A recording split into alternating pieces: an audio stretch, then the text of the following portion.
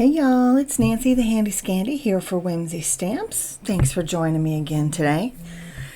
I will have everything linked and listed downstairs in the description box as always. These are the products that I thought I was going to use, that I kind of started to use. I had a direction in mind. I almost never have a full-on plan, but this one took a turn, and I ended up having a whole lot of unexpected things happen, and I ended up using some unexpected products.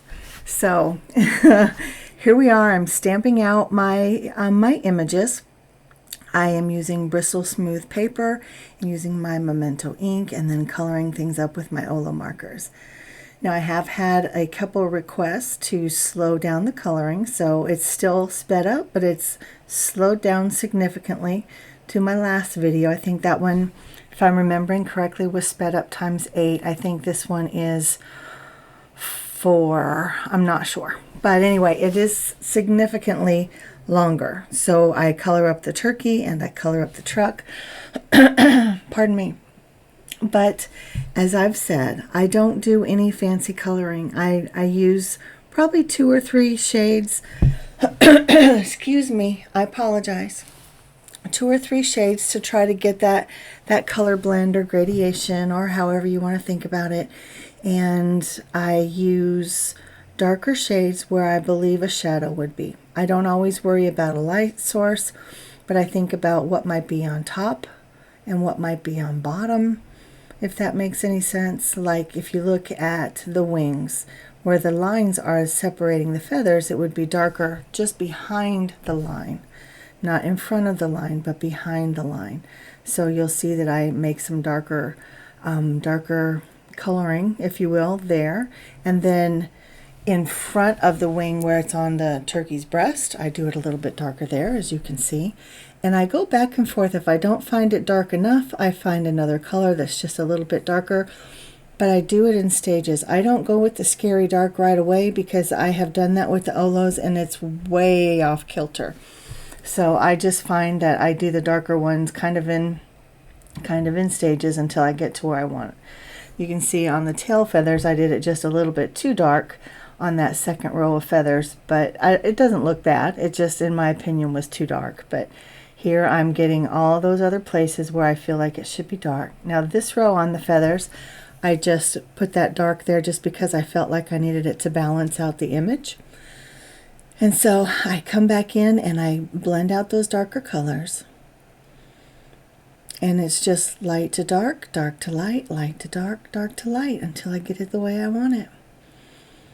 And then pretty much the same thing on this old truck. I love that it's a wooden bed. I think that's really fun. And again, just using my Olos. Now, something I've learned about the Olos, guys, is that I don't know how to say it. So the numbering, it has a number and then a dot and then 2 more numbers, right? So if something, say something starts in 7, you have 7.01, 7.03, 7.07, whatever. They will usually go, the smaller number is the lighter and the larger is the darker. But if you stay in that 7 point whatever family, they're going to blend really well together.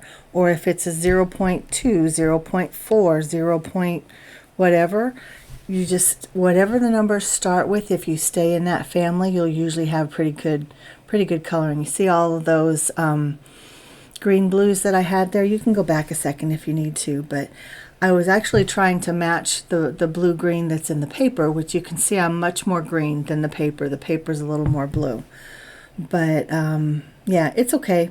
In the moment, in the lighting that I had in the room, it looked like it was the same. And it's funny how lighting can change color.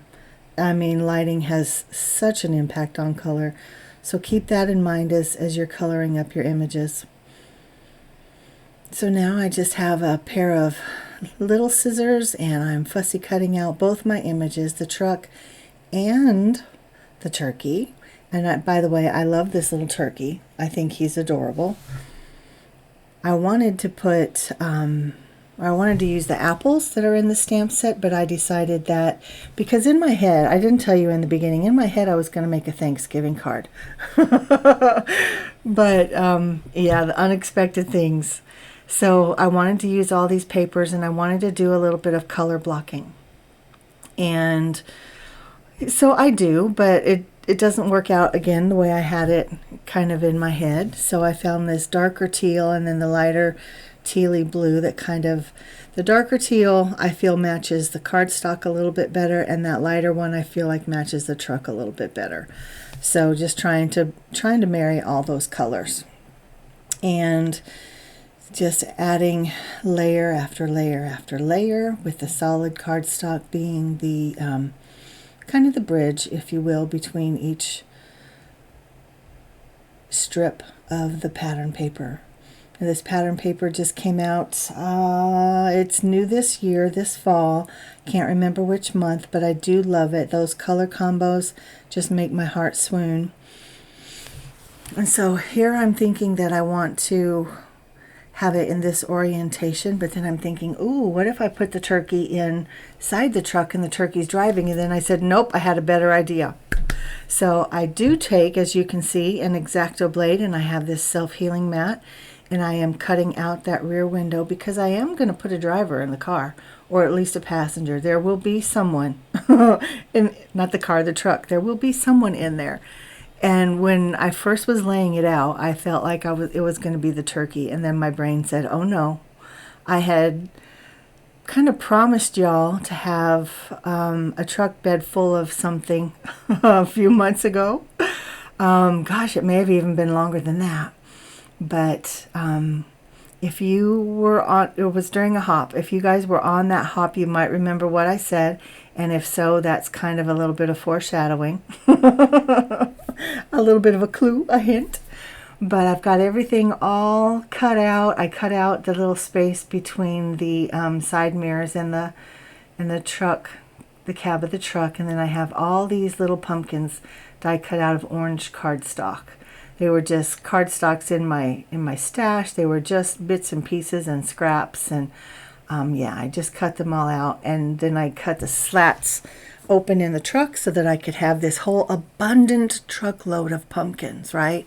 We think of pumpkins for Thanksgiving, and yeah, I just wanted to do that. So still kind of have the Thanksgiving thought in my mind, and just loading and loading, and the pumpkins are just falling out. Now I could have bumped this up another notch and done some ink blending on each of the pumpkins and just, you know, given them a little more definition, and but I decided not to do that because the pumpkins are, they're part of the scene, but they're not the focus of the scene. And then as I'm auditioning my players, I decided to change the orientation. I was going to go portrait, but I decided to go landscape because, again, everything's kind of taking place in my head. My friend was over and we were talking it through, and things just kind of went the way they went. But when I turned it landscape, it's because I wanted more surface, if you will, to allow my scene that is coming together in my head and in our conversation. I wanted more room for that scene to play out. So here we go. Here comes the unexpected, and there's a little hint. What do you think is coming? Yeah. Aliens taking over Thanksgiving. I had so much fun with this. So much fun. So I cut them out of some Whimsy cardstock. I use that same kind of tealy green, and I put a little bit of black behind their eyes so they have the big black eyes, and then I'm just putting them in strategic positions in the truck. Now, you can see that at least the top, if you're familiar with this die set, and again, I'll have it linked and listed in the description box downstairs. But the taller one, she's long and lank and kind of sexy, and I just kind of cut her off and modified her to fit my needs. And I just think that this is so fun. Look at how that alien's looking down at the turkey. And then this one just slides right in there behind the pumpkins. And you can see he's looking over to this guy. So the whole scene is playing out, and they're all kind of interacting in their own way. This guy has his little ray gun. These are his rays. He's pointing at the turkey, and the turkey's like, oh no, look at his bulgy eyes, like, what is happening? And then there's his sign. Help! Oh, guys, I'm too tickled with this one. Y'all let me know what you think. But there it is. I love how his head is cocked down at the turkey. I hope you guys enjoy this as much as I do. I don't even know what to call this except using the unexpected to make your card just kind of take an out-of-the-world turn. I don't even know. You guys tell me what you think. But anyway, with all of that being said, I hope that you do embrace the unexpected and make the best out of it. And I hope that everybody has a beautiful Thanksgiving. And yeah, thanks so much for spending some time with me. This has been Nancy, the Handy Scandy for Whimsy Stamps. Join us on all of our social media platforms. Use those links to go shop if you're interested. Like, subscribe, comment, and until next time, mwah, I'm out.